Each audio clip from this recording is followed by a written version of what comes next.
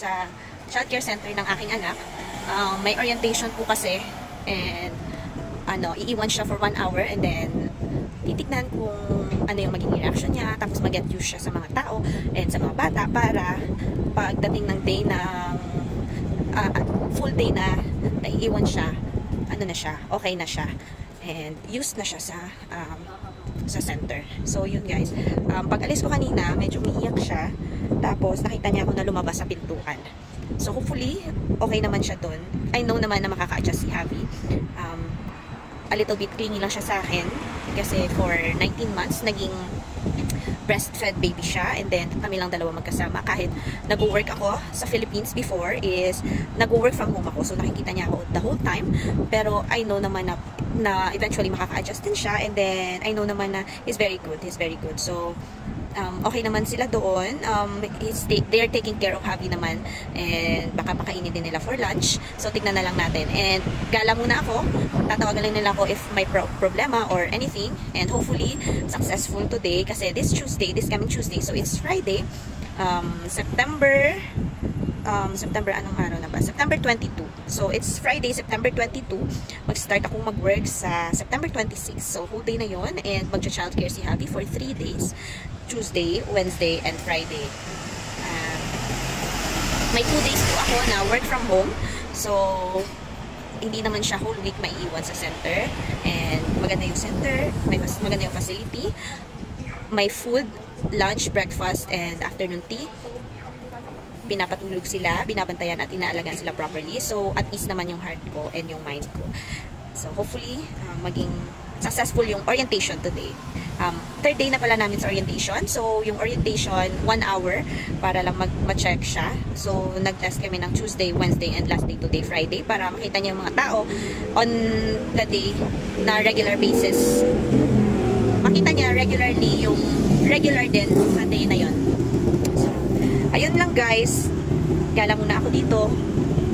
And see you!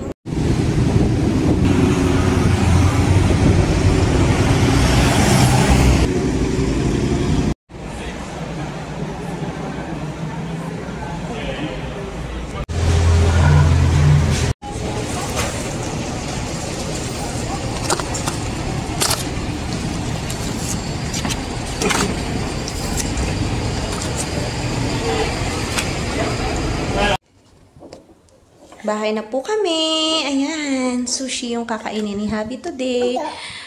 How's your childcare, ha? Nag-play ka to? Nag-play si Javi? Yeah. Yeah? Nag-ano ka pagid? Nag-slide? Yeah. Yeah, very good. Nag-try po siya on and off, pero kaya niya yan. He's a strong boy. Mama knows it. Kain!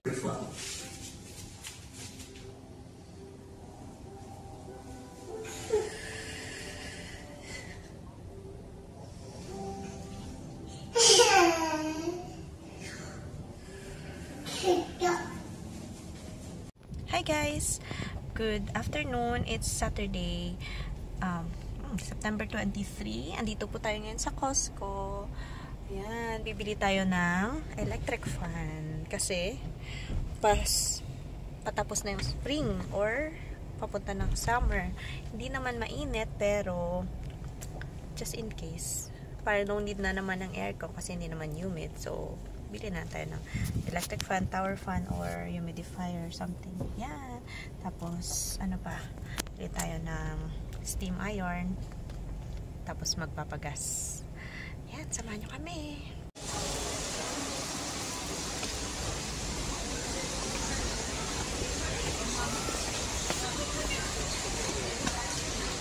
Yan kami ng butang nito. Ha? As a big boy.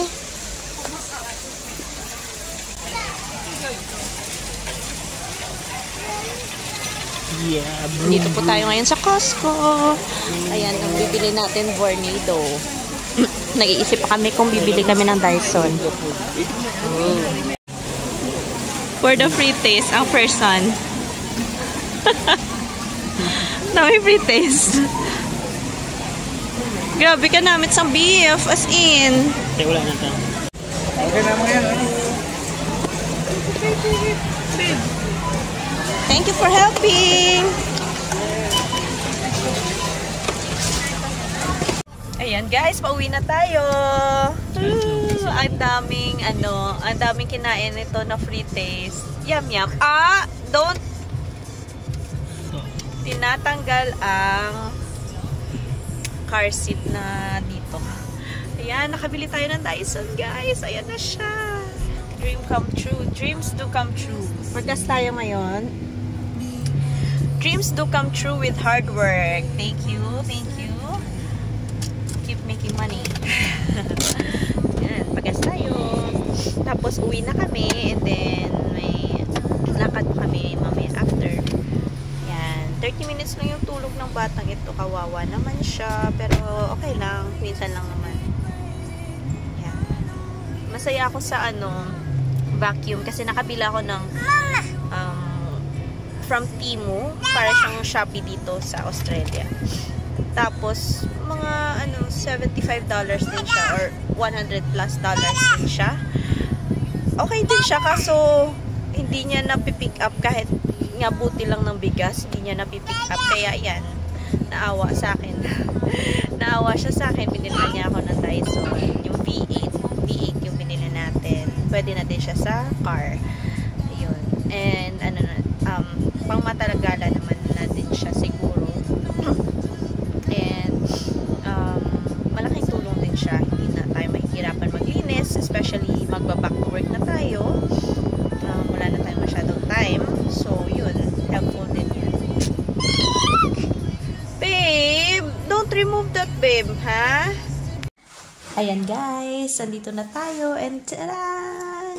May Dyson vacuum na tayo, guys. Ito ang dream natin. I-unbox natin po siya ngayon. V8 po siya na vacuum. So, samahan niyo po ako sa pag-unbox.